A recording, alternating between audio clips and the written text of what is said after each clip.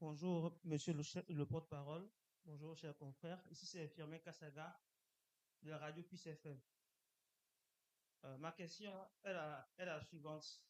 Depuis les élections ayant conduit à mettre en place nos élus locaux, les maires et les CA, on constate que au niveau des chefs quartiers, il y a un blocus.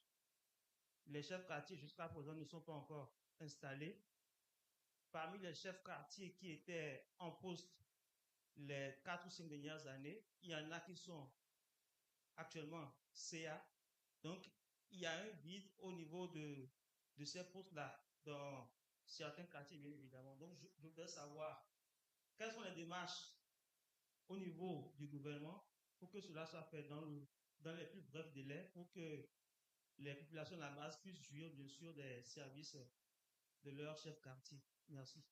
Comme vous avez bien lu la loi sur la décentralisation, je suis convaincu que vous êtes au courant qu'il appartient aux partis arrivés majoritaires dans les villages et quartiers de procéder à la désignation des chefs de village et des chefs de quartier. Ça n'est donc pas la responsabilité du gouvernement. Je ne sache pas qu'il y ait un délai dans lequel les partis soient enfermés pour procéder à cette désignation, mais comme vous, je pense que le plus diligemment c'est fait, mieux ça vaut pour nos populations et je ne doute pas que les partis politiques soient à pied d'œuvre pour combler ces vides-là.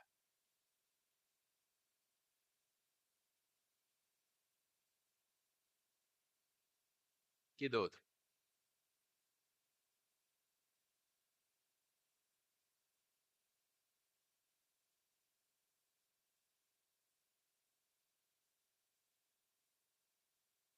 Qui d'autre? Bon, vous voulez dire que nous avons eu tort d'organiser la présente conférence de presse alors?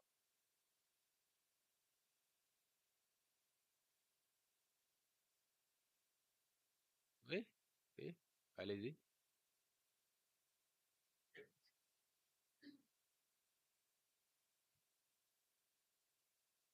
Bonjour, monsieur le porte-parole du gouvernement.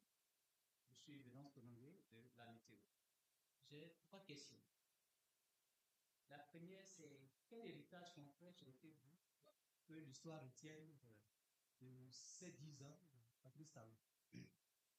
La deuxième question, c'est quelle sera, selon vous, la plus grande urgence du prochain président de la République une fois installé? Et la dernière, c'est vous concernant vous-même en tant que porte-parole. Quel conseil le porte-parole du gouvernement sortant laisserait-il à son successeur euh, dans les plus prochains jours? Merci. Le président Patrice Talon, je crois que ce sur quoi on peut tous s'entendre aujourd'hui, c'est que conformément à son vœu, éliminer son premier mandat, il est porté en triomphe. Et j'aime à penser que s'il avait la possibilité, en quittant le palais de la Marina dimanche prochain, d'aller chez lui à pied, il n'arriverait pas à se frayer un chemin pour le faire. Et pourtant, au début, qui aurait imaginé, à part lui-même dans son intime conviction, qu'il connaîtrait cette fin en apothéose? Donc, je crois que nous garderons tous de lui l'image d'un homme d'État résilient, déterminé aussi au service de la République, n'ayant fait aucune sorte d'économie pour sa personne, parfois même pour son honneur, quand on regarde tout ce qui a circulé à son propos. Je crois qu'in fine, c'est ça que les Béninois garderaient, parce que c'est ça qui nous a permis d'affronter les difficultés, et Dieu sait qu'il y en a eu énormément, les unes après les autres, de ne jamais renoncer, et de faire en sorte que nous soyons où nous sommes aujourd'hui, où le Bénin est aujourd'hui, envié, admiré, dont on parle avec beaucoup de fierté, ce n'était pas à gagner d'avance. Et moi, c'est ce que j'ai envie de retenir. Au-delà des infrastructures gigantesques, et on peut le dire aussi, aujourd'hui, on peut se permettre les superlatifs, hein. Je pense que ça a été pharaonique, ce qui a été fait pour le Bénin en ces 10 ans sous le magistère du président Patrice Talon. Vraiment pharaonique. Et c'est pas exagéré. Maintenant, le successeur qui arrive dans 96 heures, il sait mieux que quiconque, pour avoir été un des artisans de la gouvernance Talon du début jusqu'à la fin, il sait ce qui a été fait, il sait ce qui est en cours et il sait ce qu'il reste à faire. Donc, forcément, il sait aussi quelles sont les urgences par lesquelles il peut commencer son magistère. Je n'ai pas de conseil à lui donner en ce sens-là. À titre personnel, au bout de l'exercice, je suggérerais simplement à mon successeur dans les fonctions de porte-parole de se faire l'avocat du Bénin, mais un avocat intrépide qui ne concède rien tant qu'il s'agit de l'honneur du Bénin. Parce que, à titre individuel, quand nous avons des différends et que nous nous retrouvons devant la justice, lorsque nous avons les moyens de prendre un avocat, nous aimerions bien que celui-ci nous fasse gagner l'affaire qui nous a conduit au tribunal. Que nous ayons raison ou pas, vrai ou faux. Et surtout quand nous n'avons pas raison, nous aimerions que soit il réalise le miracle de nous sortir d'affaire, soit qu'il obtienne au moins de nos juges de nous juger avec clémence, de nous accorder des circonstances atténuantes et de voir que nous ne sommes pas si mauvais que ça, que nous n'étions pas animés de ce qu'on appelle en droit l'animus necandi, l'intention de nuire. Et s'il peut être dans cette projection-là, je crois que tout le reste, la calomnie, les injures et tout ce qui va avec, quand on est dans ces positions, il saura faire front. L'amour du Bénin chevillé au corps, la volonté d'en être aux côtés de celui dont son ministère procède, un intrépide défenseur de la nation, tout le reste, pour moi, après, c'est gérable. Donc, c'est le seul conseil que je suggérerais à celui qui viendrait vous entretenir dans quelques jours du Bénin, de comment il avance, de ce que nous devons corriger, de ce que nous devons mieux faire, de comment nous devons nous mobiliser tous ensemble pour en faire un grand pays.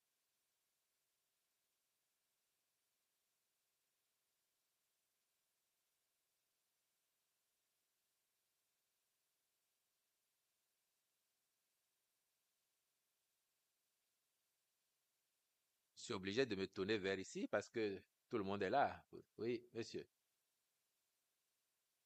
Sur le porte-parole, Christian Tchami, l'événement précis. Juste une question. Pour la première fois, la prestation de serment se déroulera à Cotonou et non à Porto. Beaucoup de Béninois s'interrogent sur ce parce que les prédécesseurs, les chefs d'État qui sont passés ont tous prêté serment à Porto. Sauf un.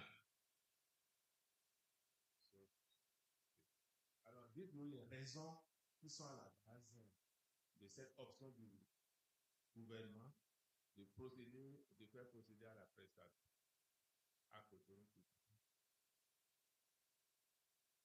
Cela veut dire que vous n'avez pas eu l'occasion de suivre le compte-rendu du Conseil des ministres la semaine dernière.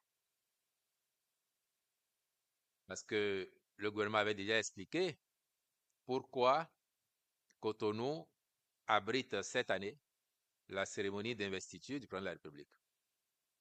Le gouvernement a annoncé depuis le 15 octobre 2025 des travaux de réhabilitation du stade Charles de Gaulle à Porto Novo. Charles de Gaulle en attendant le changement de nom. Et les travaux ont commencé. Les études y relatives ont pris un peu plus de temps que prévu. Sinon, dans notre espoir, c'est que les travaux auraient été achevés pour que la cérémonie se tint à Porto Novo comme c'est de coutume. Il se trouve que le cas de force majeure qui se pose à nous, c'est que les travaux ont commencé avec retard et sont en cours. Objectivement, pour la qualité que vous nous prêtez en ce qui concerne notre discipline propre, mais la discipline collective aussi que nous avons imprimée au pays, nous n'aurions pas osé convier des milliers de Béninois sur un espace en chantier. Et c'est la raison pour laquelle, fort heureusement, comme les travaux de réhabilitation de l'esplanade du Palais des Congrès, eux, ont commencé plus tôt, ce n'est pas de même envergure que Porto Novo. Autrement, dans les mêmes délais, ça ne serait pas achevé. Mais ces travaux sont achevés et nous pouvons disposer d'une place non moins noble pour accueillir cette cérémonie. Je vais profiter de votre question pour vous rassurer parce que je sens qu'il y a un non-dit. Est-ce que, ne prêtant pas serment à Porto Novo, le nouveau président de la République gagnerait la plénitude des attributs de ses fonctions, notamment au plan spirituel? Parce que comme vous, j'ai entendu les développements d'un de nos concitoyens estimant qu'il manquerait une charge spirituelle. La République, elle est partout chez elle. Partout. Que ce soit Porto Novo, Cotonou, on aurait pu dire Parakou, Natitengu ou Lokossa, la République, elle est partout chez elle. Mais en plus, il y a des musulmans ici. Quand un bon musulman s'en va prier et qu'il ne va pas à la mosquée, mais qu'il a son tapis, il peut le poser n'importe où, il le consacre, sa prière est acceptée. N'est-ce pas? Donc soyez rassurés. Le fait que la cérémonie se tienne à Cotonou n'enlève rien à sa portée. Et encore une fois, la République étant partout chez elle, où qu'elle se serait tenue, elle aurait eu la même charge. Nous regrettons simplement que les travaux à Charles de Gaulle ne permettent pas à la ville de Porto Novo de vivre cet événement comme elle en a déjà l'habitude. Mais ça n'est que partie remise pour dans 7 ans avec le président que nous élirons à cette occasion-là.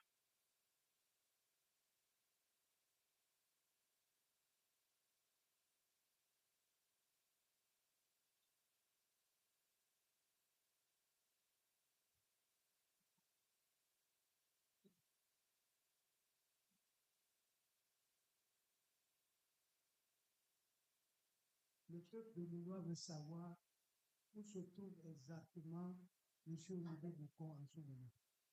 Première question. Deuxième question.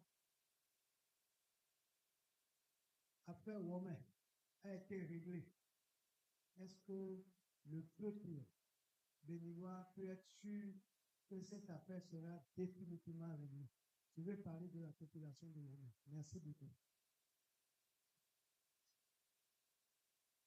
Le compte-rendu du Conseil des ministres a bien employé l'adjectif définitivement pour parler de Womé. Donc, cher doyen, Womé s'est réglé une fois pour de bon. Que des protagonistes essayent demain de remettre en cause, de contester, humainement, ça peut s'entendre. Mais l'État a pris une décision qui sera appliquée et respectée. Monsieur Bokor, à ce que je sache, se trouve en prison. Vous voulez lui rendre visite? Vous pouvez y aller. Je ne comprends pas votre question, sauf à surfer sur les conneries qu'on entend sur les réseaux. Moi, de ma position, je sais qu'ils se trouvent en prison. Ceux qui prétendent le contraire, vous leur demandez d'apporter la preuve. La charge de la preuve de ce qu'ils allèguent leur incombe. Et puis, ne vous laissez pas distraire par ceux qui, faute de sujets, en inventent pour essayer d'exister.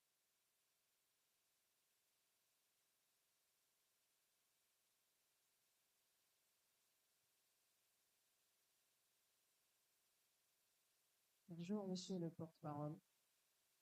Rachida Oussou de Bip Radio. Je voudrais savoir quel est le plus grand regret du président Patrice Talon après ses 10 ans. Est-ce qu'il vous l'a confié? Et j'ai lu dans la presse que le projet Benet Taxi est mort. Eh Est-ce bon, hein? que la fin du projet Et Benet employez les mots justes. Est-ce que le On projet... l'a clôturé formellement. Donc, employez les mots justes. Qu'est-ce qui s'est passé? Qu'est-ce qu'on retient aujourd'hui? Mais pourquoi vous pensez que c'est parce qu'il y aurait faillite qu'on clôt un projet? C'est une question. Vous Le expliquez projet est le... fini. Mais, Madame Oussou, en annonçant la mise en place de ce projet il y a une dizaine d'années, parce que je pense que c'est l'un des tout premiers qui avait été annoncé, c'était dans la perspective du développement touristique, mais aussi pour créer un effet d'entraînement. Le gouvernement voulait donner l'exemple et par la suite, nous avons pris des mesures incitatives pour encourager des particuliers à mettre en place des flottes de taxis. Et aujourd'hui, dans notre pays, vous en avez au moins 2 ou 3 qui sont compétitives par ailleurs. Et ça n'est pas la vocation de l'État de faire commerce. D'ailleurs, ça n'était pas à proprement parler du commerce puisque les conducteurs étaient des artisans et ils ont un contrat avec le gouvernement dans le cadre de la mise en œuvre de ce projet-là. Donc, c'est une clôture normale qui n'appelle aucune réflexion dans le sens de c'est parce qu'il y aurait eu faillite que le projet a été clôturé. Loin du tout, et loin de là.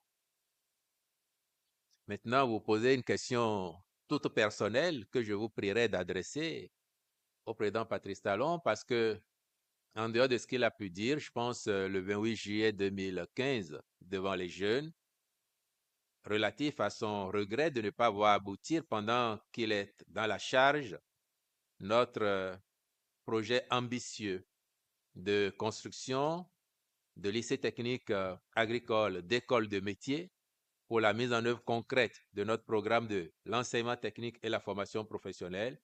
Je ne sais pas s'il y a un autre point lié à l'action du gouvernement, pour parler ainsi, qui constituerait pour lui un motif d'insatisfaction majeure. Pour le reste, je crois que quand on regarde le bilan global, même s'il y a des points sur lesquels on n'a pas eu les résultats qu'on aurait escomptés, quand on regarde le bilan globalement, il y a lieu d'être fier quand même d'avoir été le capitaine de l'équipe grâce à laquelle les Béninoises et les Béninois dans leur ensemble ont réalisé ces grands pas. Oser s'offrir un agneau de sacrifice, je dirais propitiatoire, pour que le Bénin soit définitivement sauvé de ses vieux démons, n'est pas rien. Et ça me fait dire, vous devez le penser aussi, que si même le diable venait à prendre la conduite de notre pays dans 50 ans ou dans 100 ans, je pense qu'il dira qu'au Bénin, désormais, il y a des choses qu'on ne peut plus faire.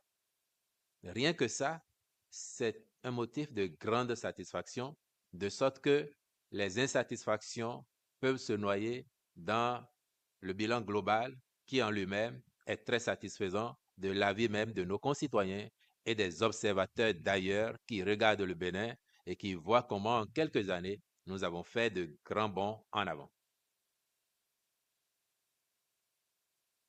OK? Au suivant. Bonjour, monsieur le porte-parole.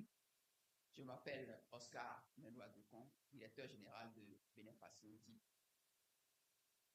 Vous devez payer des royalties à quelqu'un ici, si vous parlez de Bénin Passion. Vous le connaissez? Oui, il n'empêche.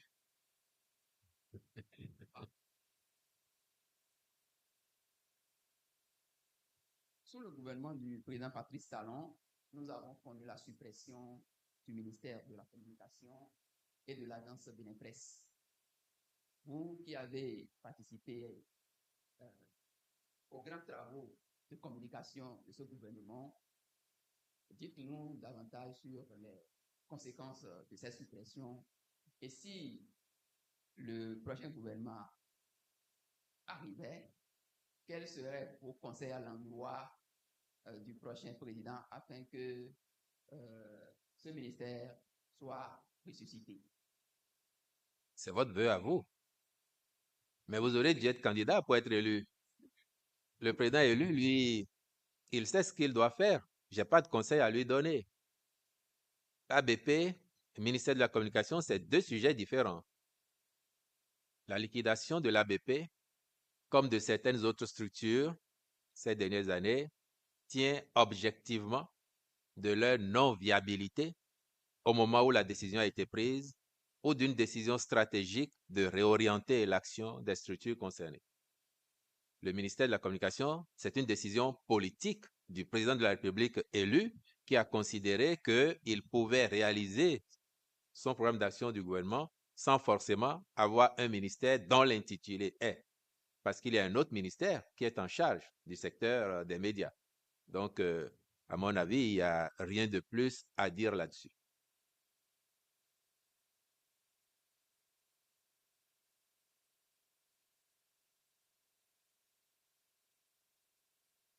Bonjour, monsieur le porte-parole.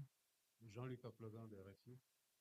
Je voulais savoir quand est-ce qu'on connaîtra la liste des membres du Sénat et est-ce que le président Mouni Yahi a donné son accord pour y participer?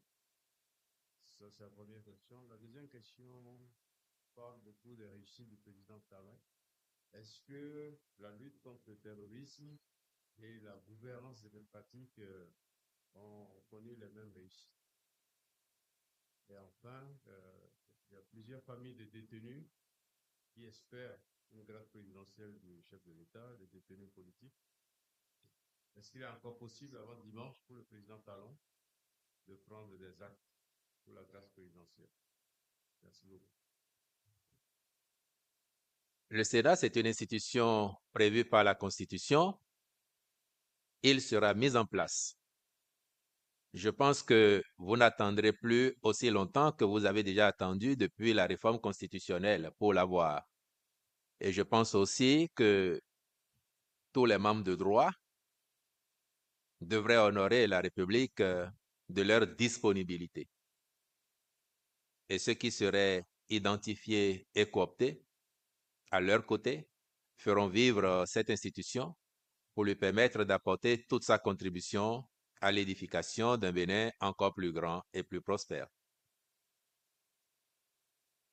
Sur le front de la lutte contre le terrorisme, j'ai croisé en venant ici ce matin le chef d'état-major général des forces armées béninoises. Et je lui fais la boutade, mon général, nous avons de l'accalmie depuis un moment maintenant. Il m'a dit oui, et nous travaillons à ce que cela soit durable. Vous devez reconnaître avec nous que même si notre pays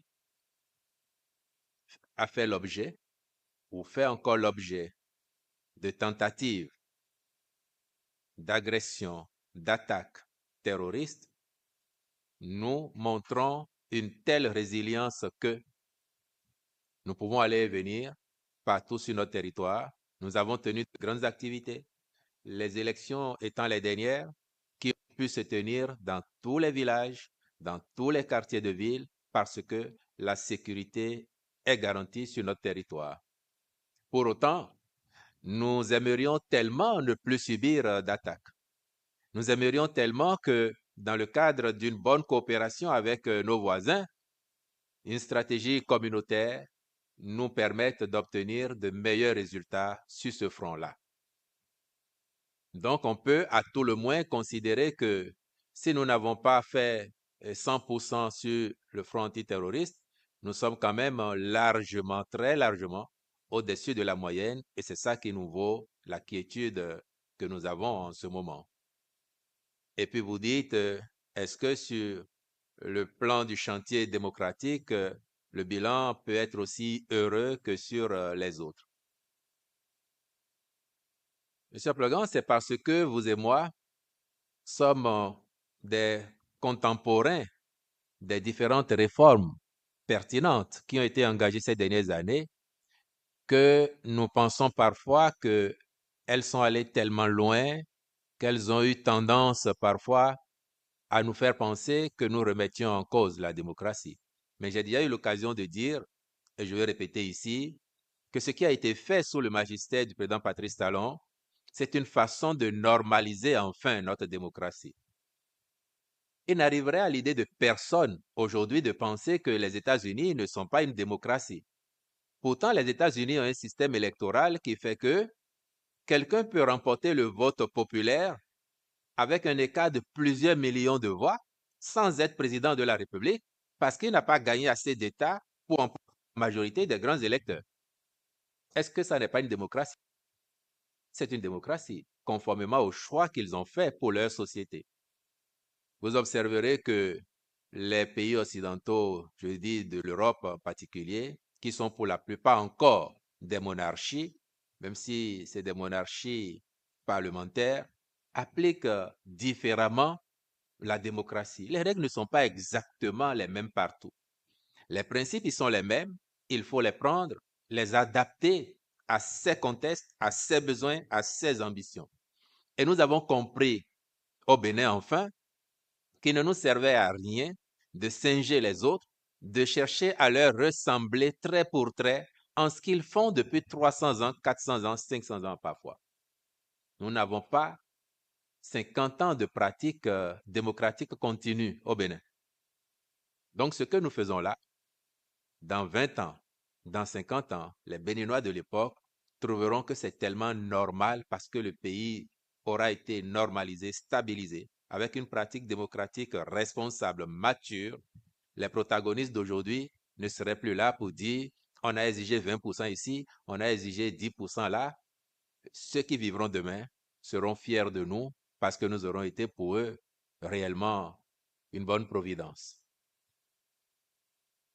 Et puis, vous espérez une grâce présidentielle pour certains de nos concitoyens que vous qualifiez de prisonniers politiques, M. Aplogan.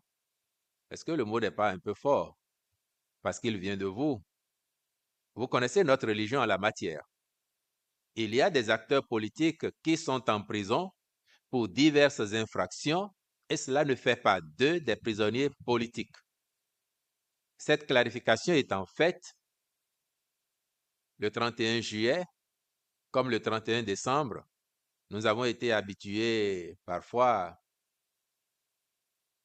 à la signature d'un décret du président de la République en exercice qui gracie. Il me semble qu'aujourd'hui, nous soyons relativement loin du 31 juillet et encore plus loin du 31 décembre. Bon, cependant, en 96 heures, beaucoup de choses peuvent se passer, y compris les choses que vous n'espérez pas. Et peut-être aussi que les choses que vous espérez peuvent ne pas advenir. Au suivant.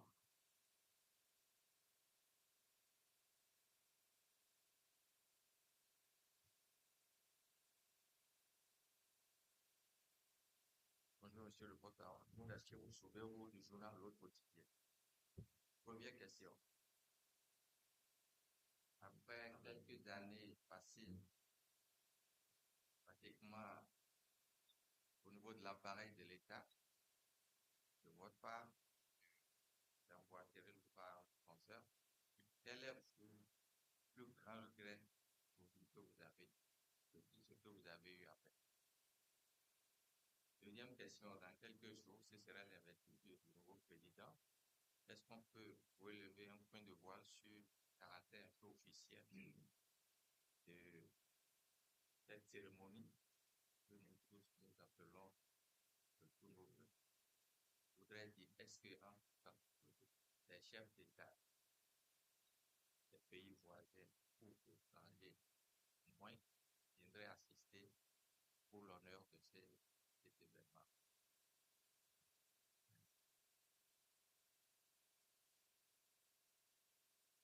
Je vous ai privilégié, vous des médias, en étant avec vous ici, parce qu'autrement, je devais être actuellement dans la séance qui fait le point des préparatifs pour dimanche.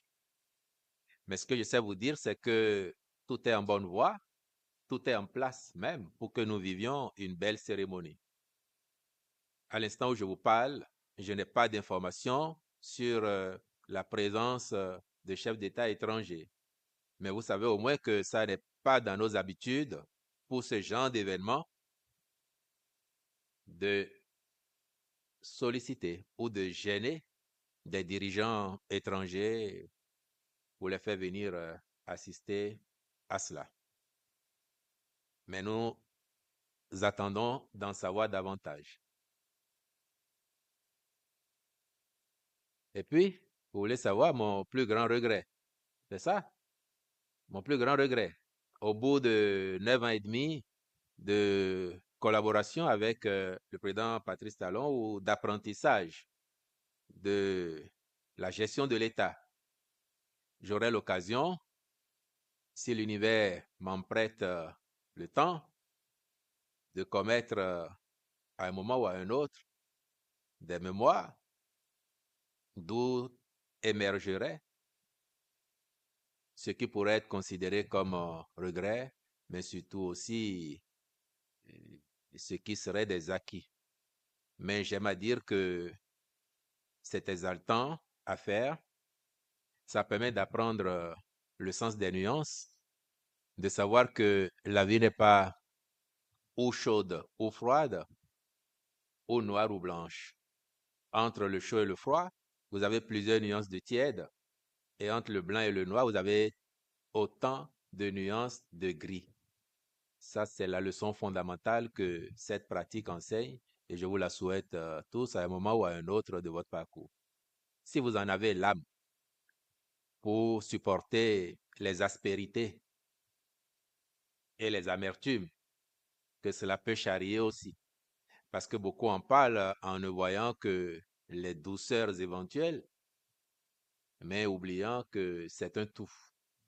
Donc voilà ce que je peux vous dire.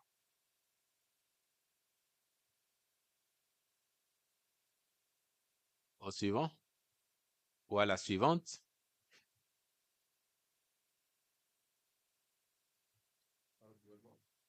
Sur Maurice Lemieux, de préoccupation de la part. Sur le magistère du président Patrice Talon, notre pays Bénin a appartenu en sens pas. Le docteur estime que la ménagère, Dame Pierre, par exemple, le 127 parce que quel vote d'étude du Sénat sur l'égal. Deuxième question, vous étiez un grand journaliste, un leader donc c'était parmi nous aussi. L'actualité donc à la SCTB, c'est licenciement massif.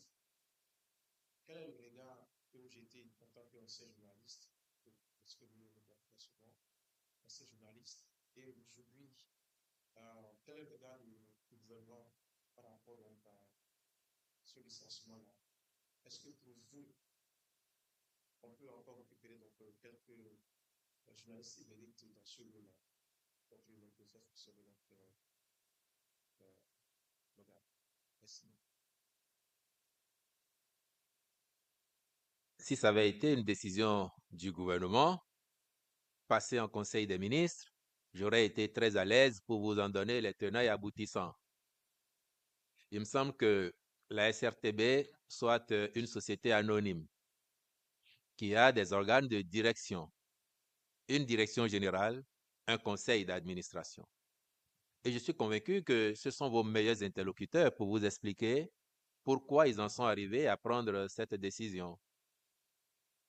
Après, je peux penser humainement, et le gouvernement également, que à partir du moment où ils ont planifié une telle décision, ils auraient gagné à faire savoir au personnel un peu avant pour préparer les uns et les autres à cette éventualité, parce que nous avons appris que les gens ont été pris au dépourvu, ils ont eu l'information au tout dernier moment. Humainement, je pense que c'est déplorable. Ils auraient pu être avertis avant, se préparer, y compris ceux qui ne sont pas concernés, pour que chacun sache que ça peut arriver à tout moment. Et puis, cela étant, ça fait partie quand même si ça n'est pas souhaitable, ça fait partie de la vie de toute entreprise. Ça peut arriver à un moment ou à un autre. pour diverses raisons. Et si les conditions sont remplies, les dirigeants ont à prendre courageusement la décision, mais ensuite à respecter les droits sociaux des personnes qui sont concernées. Vous avez relevé que le magistère du président Patrice Talon a permis à notre pays d'engranger et de se faire une bonne santé économique, avec le reproche cependant d'une certaine partie de l'opinion consistant à dire que cette croissance ne retombe pas dans les poches ou dans les assiettes de nos concitoyens. Quand vous voyez l'ampleur des infrastructures réalisées, et si vous n'avez pas le sentiment que c'est la redistribution de la richesse collective qui permet d'apporter de bonnes routes pour faciliter la mobilité des gens partout dans le pays, vous n'avez pas fait une bonne lecture. Quand vous voyez que en 10 ans, on est passé de 40% de Béninois à peine ayant accès à l'eau potable à plus de 80%, vous devez considérer que c'est la redistribution de la richesse nationale qui permet de le faire. Quand vous voyez que nous sommes passés d'à peine 300 villages au Bénin ayant accès à l'électricité en 2016 à pratiquement 1000 aujourd'hui, donc on a multiplié par 3, vous devez convenir aussi avec nous que c'est de la redistribution de la croissance qu'il s'agit. Quand vous savez que nous sommes partis de 250 000 enfants béninois qui avaient accès aux cantines scolaires pendant 20 jours dans l'année scolaire jusqu'en 2016, et qu'aujourd'hui nous sommes pratiquement à 1 400 000 enfants béninois qui mangent à l'école un repas chaud du jour de la rentrée au jour des vacances, cela s'appelle aussi de la redistribution de la richesse nationale. Quand vous savez que aujourd'hui au Bénin, on peut être le pire contenteur du président Talon, on peut être son meilleur opposant si l'État organise un concours de recrutement et que on travaille mieux que l'enfant du député, l'enfant du maire, l'enfant du ministre, on réussit en tant qu'opposant quand l'enfant du député échoue. Ça n'était pas possible avant. Ça, c'est de la justice sociale et ça n'a pas de prix. Montrer à tous qu'on est les enfants du pays au même titre, qu'on a les mêmes droits, c'est un acquis fondamental que nous venons de faire sur les 10 ans et croyez-le, c'est beaucoup de renoncement exigé aux acteurs politiques pour les pratiques qui étaient les leurs avant. Et on peut démultiplier les exemples de réalisation qui impactent directement la vie des gens. J'indiquerai par exemple, pour finir, le développement prodigieux du numérique aujourd'hui. Avec le numérique aujourd'hui, l'administration béninoise ne ferme plus. Parce que même à 2 heures du matin, à 3 heures du matin, vous pouvez faire des demandes en ligne. Ça n'est pas le cas. Si votre crédit, vous avez un compteur prépayé et que votre crédit, vous lâchez à 2 heures du matin, vous pouvez à 2 heures du matin acheter du crédit et recharger votre compteur. Je ne sais pas où vous êtes né, mais si vous êtes né à Liboussou, dans la commune de Segbana, et que vous vivez à Cotonou, vous n'aurez pas besoin d'aller à Segbana aujourd'hui pour avoir, ou à Kandi, pour avoir votre casier judiciaire. Et souvent, on n'a pas conscience que les frais collatéraux ou les frais directs que nous engagions dans toutes ces formalités, aujourd'hui restent dans nos poches. C'est une dimension sociale de l'action du gouvernement et qui n'est pas des moindres. Donc, oui, on peut dire qu'il y a encore des manques parce qu'il y a encore des besoins à couvrir. C'est légitime. Mais on ne peut pas dénier à ce gouvernement d'avoir fait, comme le président Talon l'a postulé à son entrée en fonction le 23 mai 2021 pour son second mandat, on a fait de ce mandat un mandat hautement social au regard des réalisations qui ont été faites dans maints domaines.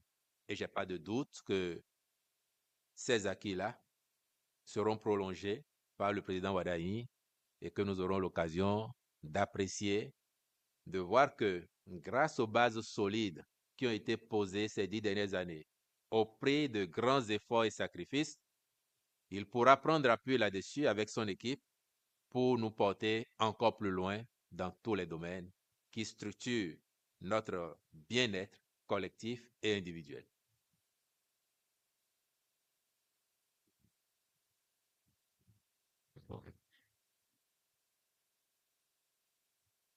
Monsieur le porte-parole du gouvernement. Une question. En 10 ans, notre constitution a été révisée 2 fois. Et à la date d'aujourd'hui, sauf erreur de ma part, il n'existe même pas une version consolidée de la nouvelle version. Ah bon? Sauf erreur de ma part. Dans nos démarches pour en savoir plus, il nous a été donné de comprendre que c'est la tâche de mettre ce document, cette version consolidée, à la disposition des bénévoles revient au secrétariat général du gouvernement. Ma question c'est, qu'en est-il concrètement? Est-ce que ce document, cette version consolidée existe? Sinon, où en sommes-nous? Merci. La dernière fois qu'on a révisé la Constitution, c'était quand? De novembre à aujourd'hui, ça fait 6 mois. Et vous pensez vraiment que le document de la Constitution n'existe pas dans le Bénin de 2026, le Bénin de Patrice Talon? Votre information n'est pas juste. Suivant.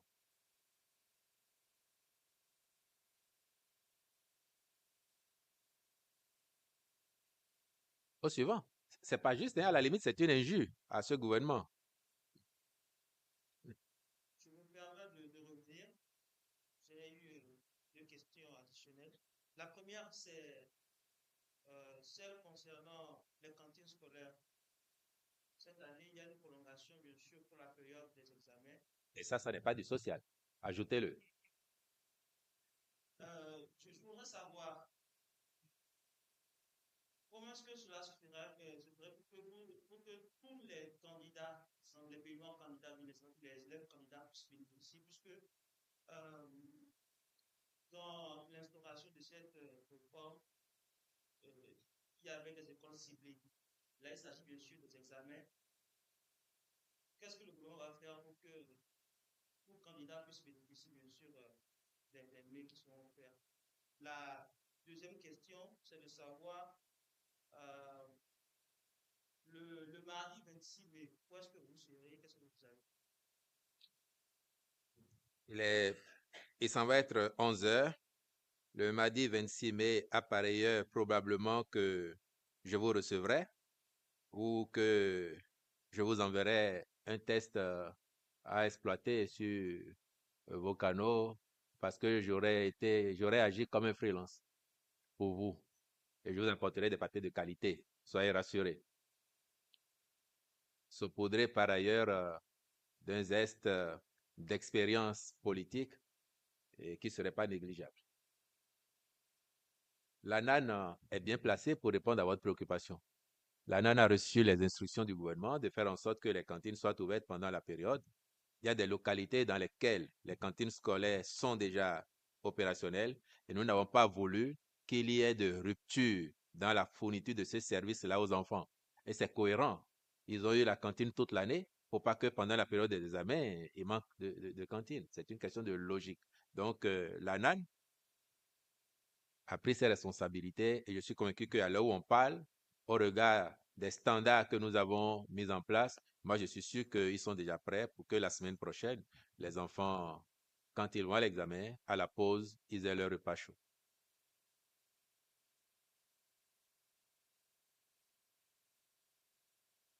Moi?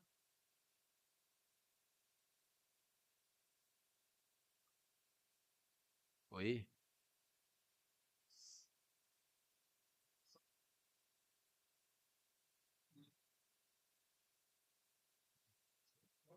L'ANAN va s'en occuper. En pratique, c'est l'ANAN, ça. Ils peuvent décider de faire du traiteur le jour-là, j'en sais rien. Mais je suis convaincu qu'avec le ministère des enseignements maternels et primaires, ils ont déjà regardé et ils savent, parce qu'on est à une semaine à peine. Donc, ils savent exactement ce qu'ils vont faire pour que dès le lundi 1er juin, c'est ça, non? Du 1er au 3 ou du 1er au 4? Oui. Pour que les enfants, ils aient à manger. C'est des consignes du gouvernement et ce sera appliqué. Bien. Qui d'autre? Si, Si vous avez fini, mes jeunes amis reporters qui sont venus là, si vous avez des questions, vous pouvez les poser parce que vos aînés, ils en ont posé beaucoup. Et si vous en avez, vous pouvez les poser. Ils vous en voudront pas. Ce sont des apprentis journalistes, les jeunes reporters du collège Père-au-Pierre, qui vous laissent voir comment ça se passe en pratique. Et je leur ai demandé de venir avec vous.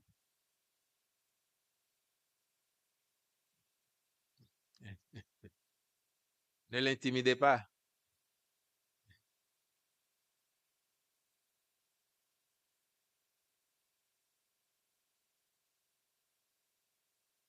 Bonjour, monsieur le porte-parole. Je suis Kwasi Christian du club des jeunes reporters d'Opier. Je voudrais savoir en quelque sorte le rôle du Sénat dans la nouvelle constitution et si cela ne créera pas un déséquilibre, c'est-à-dire au cas où le Sénat va se porter en faveur du gouvernement, est-ce que cela ne va pas créer des frustrations au sein du Parlement, ou si le Sénat se porte en faveur du Parlement, cela ne va pas créer des frustrations au sein du gouvernement. Merci. Aujourd'hui, vous avez la Cour constitutionnelle qui est juge ou arbitre du fonctionnement des institutions.